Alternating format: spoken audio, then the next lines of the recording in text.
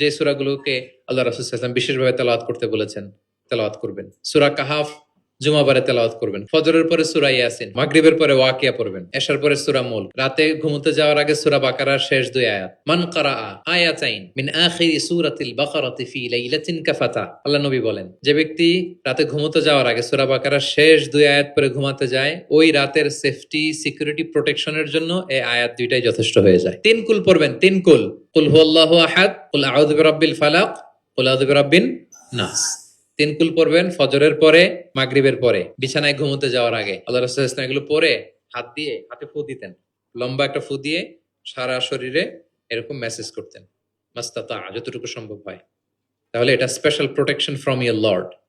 হ্যাঁ, শয়তানের বিপরীতে, ব্ল্যাক ম্যাজিক, জাদু টোনা বানের বিপরীতে প্রোটেকশন নিলেন কার কাছ থেকে?